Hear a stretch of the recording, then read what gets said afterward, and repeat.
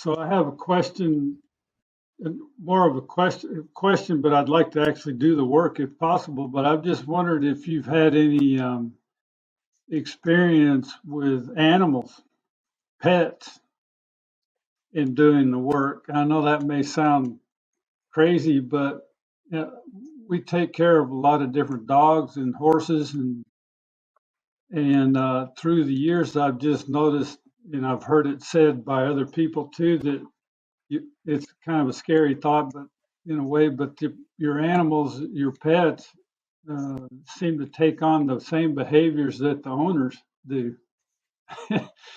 And I thought that was kind of, at first, I thought, well, yeah, maybe. But then the more I notice it, or become more and more aware of it, it seems like when I was a kid, for instance, we raised our dogs on just about whatever kind of food we had available.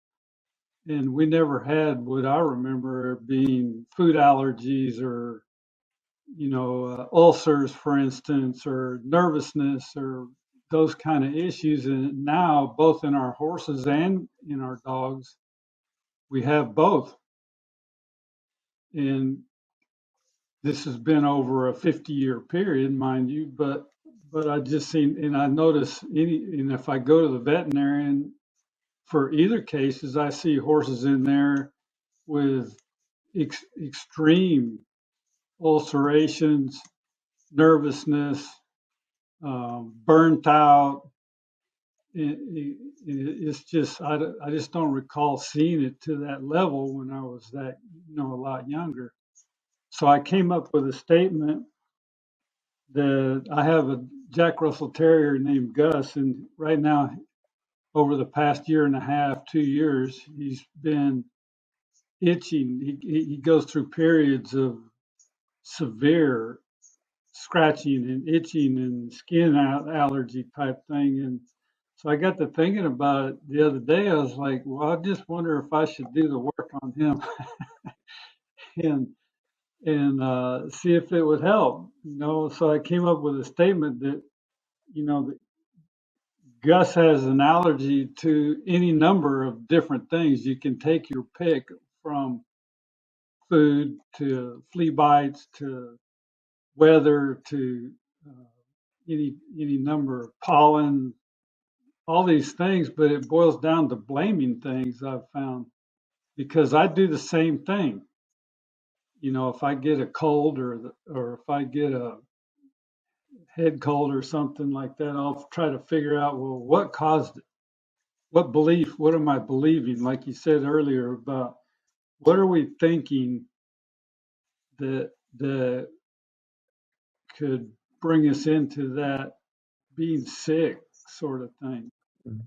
And I know that's a little roundabout statement, but that's what I was trying to narrow it down to, is what am I blaming that's carrying over to him, or does it?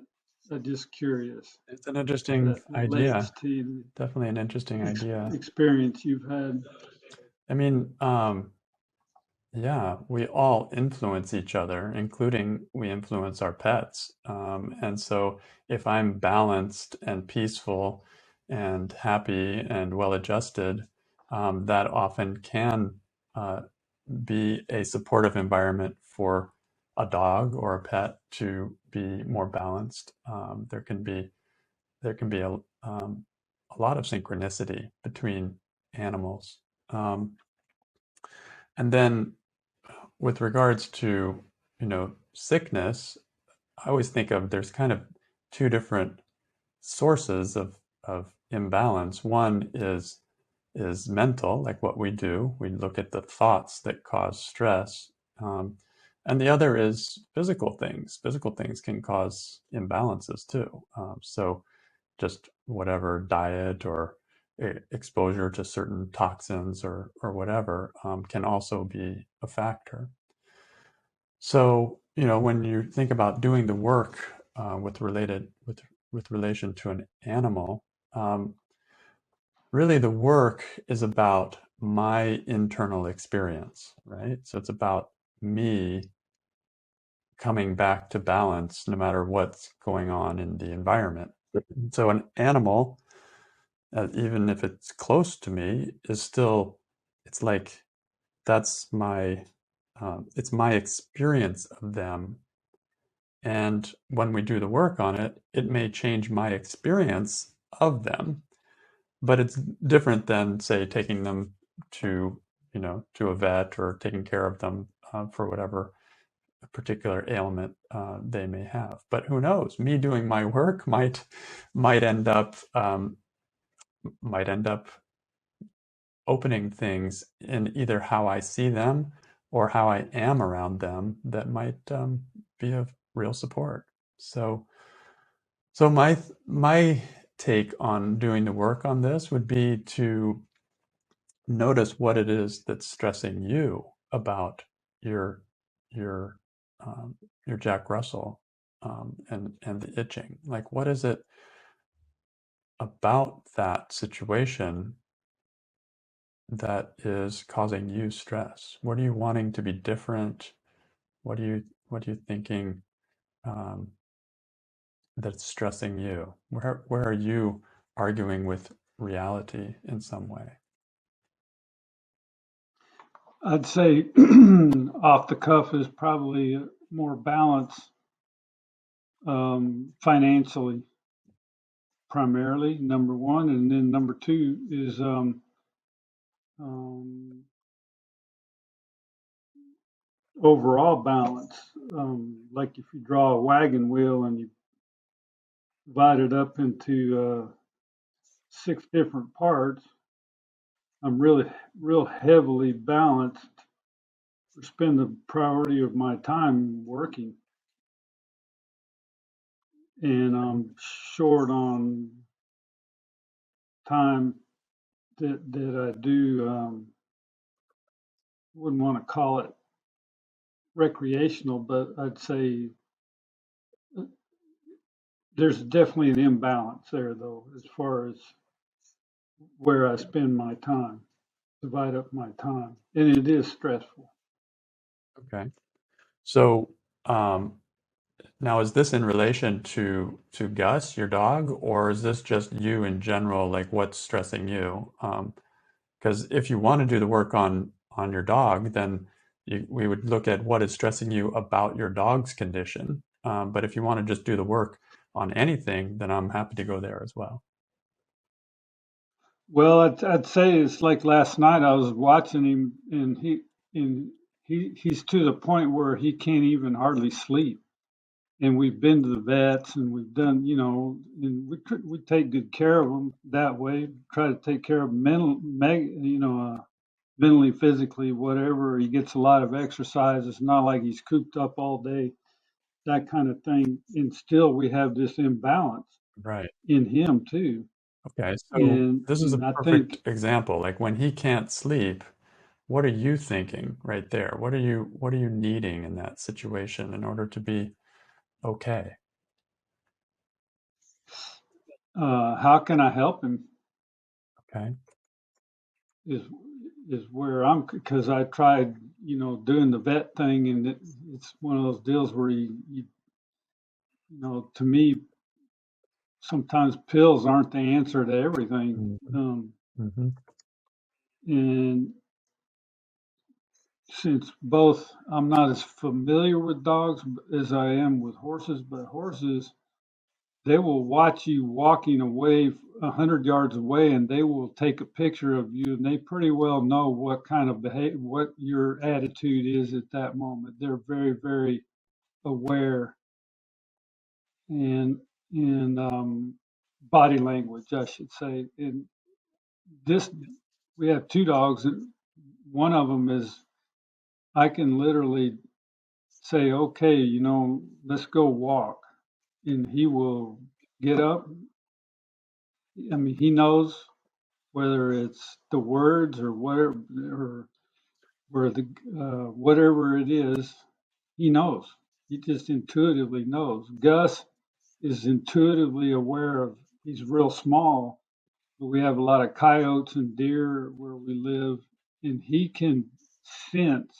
something that is 200 or 300 yards away that I can't even see. Okay. So when he can't, So I know that there's something in there, that he can pick up on that I can't even imagine. okay, so when he can't So I don't know sleep, if that would helps you, clarify anything or not, but no, I think I'm getting the picture.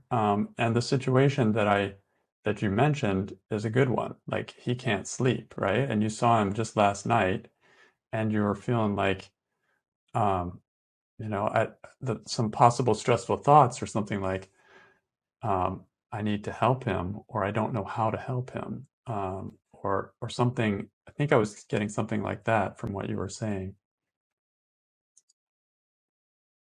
yes, that's correct. Okay, so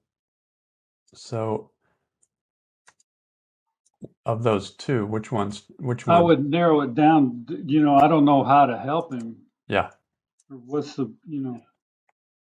that's a stressful thought. Okay, let's do the work on that. So you don't know Gotcha. how to help him. Is that true?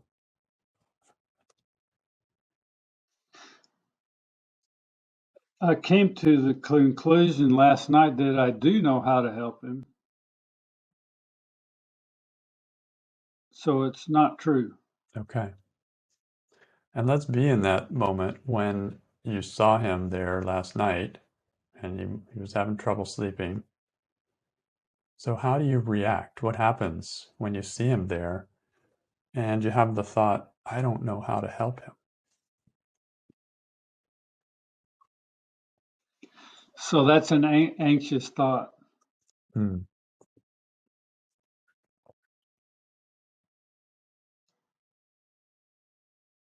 for me. So it's like that's a stressful thought Yeah. for So, how do me as you well, react? especially at 10:30 at night. That's right. So, what does it look like? What happens inside of you and in your thinking, in your body, and just like what are the reactions that start to happen inside of you when you think, I don't know how to help him and he needs help? It's anxiety more than anything. Um, I d my knee-jerk reaction is, well, you go look in the medicine cabinet or our vet thing and see what's in there for him, for his sake. Physicality, but mentally it's stressful on me because we've tried different things and it hasn't worked. Right, And so I'm trying to figure out what it is that maybe I'm doing that's reflected in him. right. So And notice how the you weird thing is I do have rashes on occasion myself. so how are you treating yourself when you think that you don't know how to help him and he's needing some help? I feel like I'm not doing all that I can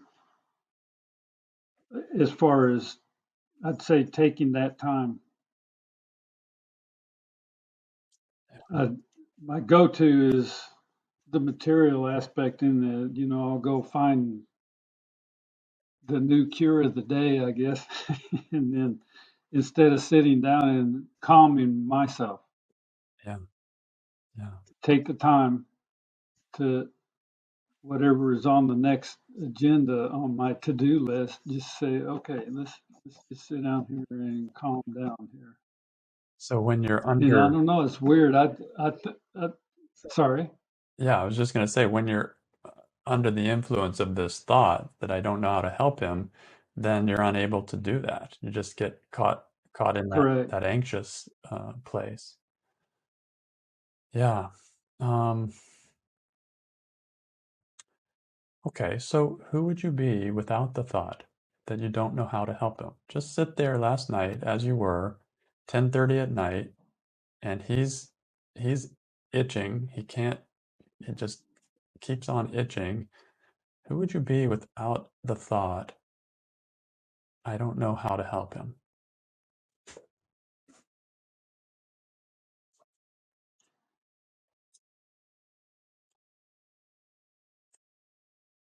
I would say that I'm giving myself permission to help them. That I innately I do know. I just need to take time to recognize it. Okay, so on an experiential level, because this work is a meditation, like experience it. What's it like to be you 10:30 last night looking at your dog Gus? What's it like without the thought, I don't know how to help him? Without the thought, I'd be more confident. Yes. And how does that feel inside of you in your body compared to when you were believing that thought? But yes, more relaxing, much more. Yeah. Now look at Gus scratching himself. What do you see when you look at your dog without the thought, I don't know how to help him?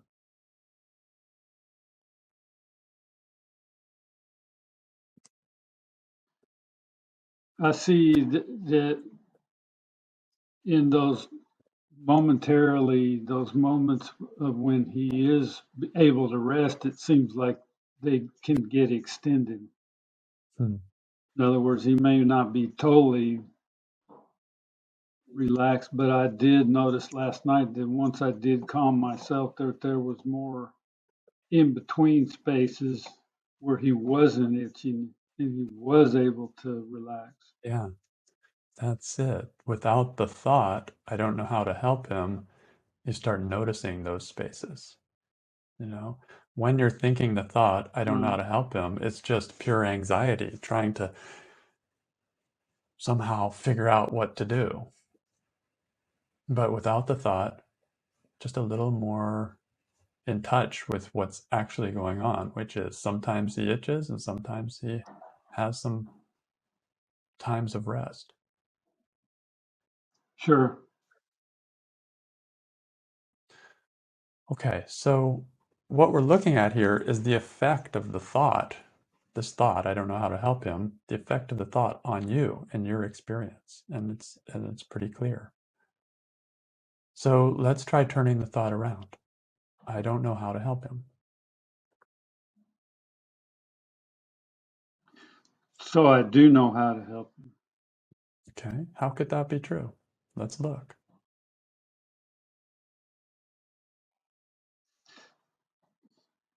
Um,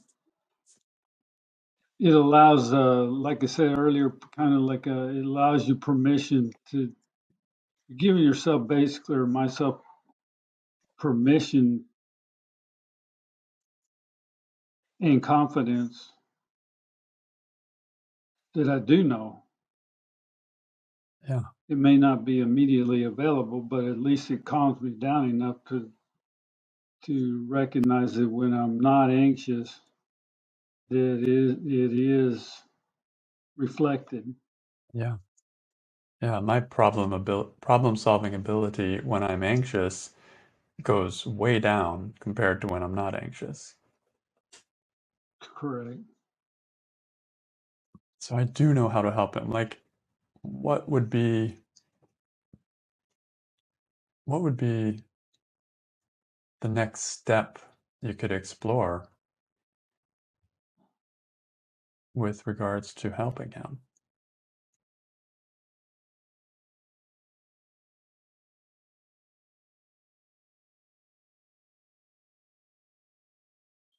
Listen, Okay. And what do you mean? I think for me, it's just taking time to to listen to my inner voice instead of looking in the medicine cabinet. Okay. You never know what's going to come up from within, what might be something more to explore. In fact, why not listen to that inner voice just now and just see does any new ideas come up in terms of where to go next? if there's a need to go anywhere. I don't know.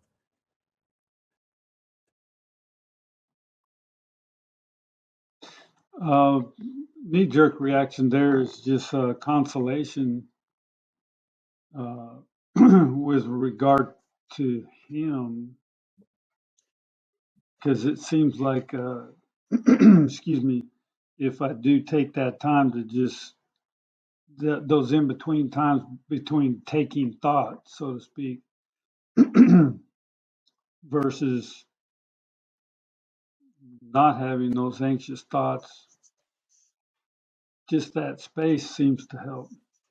I know it sounds That might weird, be but a that's Yeah, what I've that might be noticed. a huge help for him, right? That if you're taking, like, slowing it down a little bit, and Uh, like that might be the place from which new ideas come, from which love and compassion comes, from which so many things could come that would support your dog. Yeah.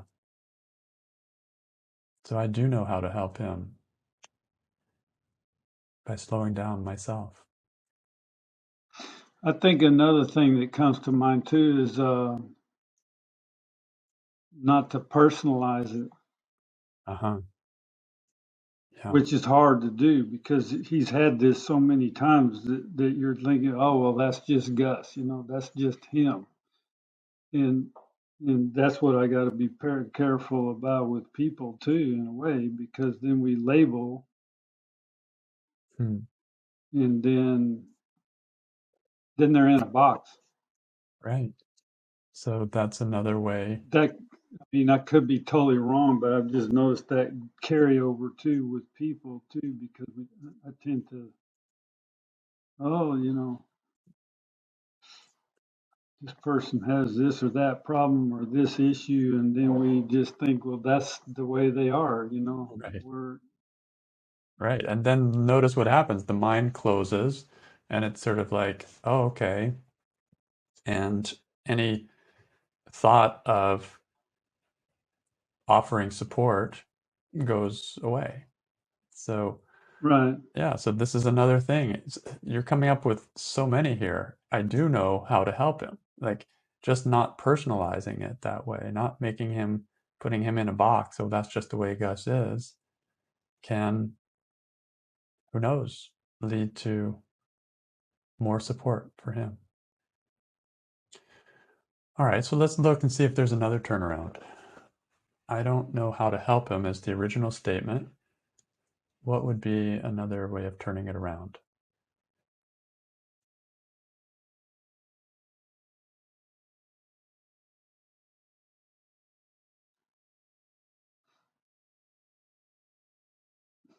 I'm drawing a blank there. Okay, Let's see. the only one I'm seeing is I don't know how to help me.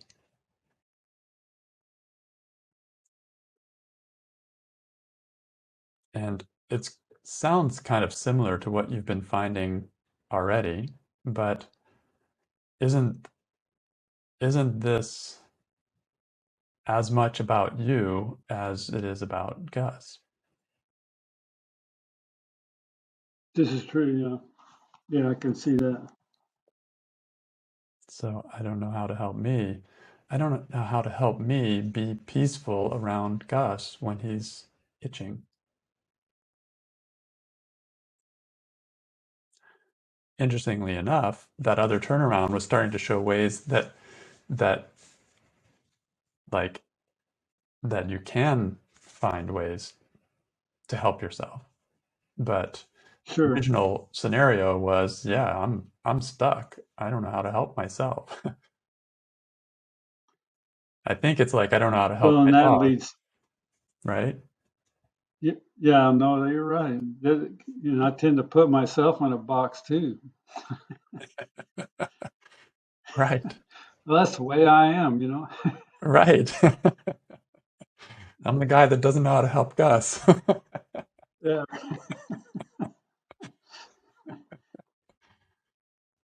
So, okay. So interesting, right? I don't know how to help him completely kind of creates this anxiety inside of myself. Without that thought, less anxiety. And then as we're exploring these turnarounds, I do know how to help him, and seeing that that help may not be what you're expecting, just somehow the openness and willingness and interest to take the next step, whatever that may be, listening. Yeah. So I do know how to help him. Yeah, that helps a lot. Takes the pressure off a little bit. And I find it's not about getting to this, it's not even about reaching the end goal of having the dog be not itching yet. It's just, what can I do next? What can I do next? What can I do next? And if I'm listening, I often know.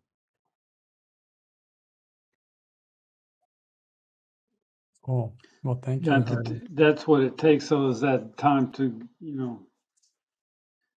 detach from whatever it is I'm doing and Mm. hit the pause button.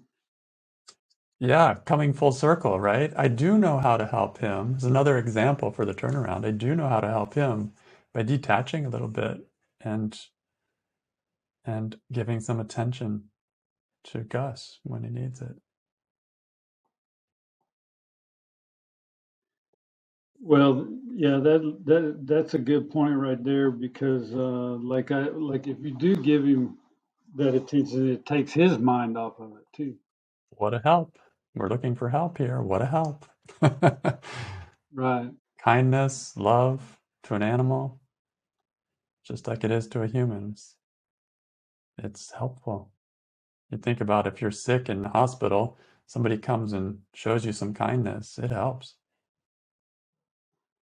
Whether you Sure. can whether you can cure their sickness or not, it helps. So I do know how to help him. Love it. All right, well, that brings us to the end of our time here. Thank you for your work. Really appreciate it. And let Well, me I'm just, sorry I took up everybody else's time too, but oh no, this is very common to spend the whole half hour on one statement. In fact, there's just no worries at all about that. That's normal. So looking ahead well, I really next appreciate week. it.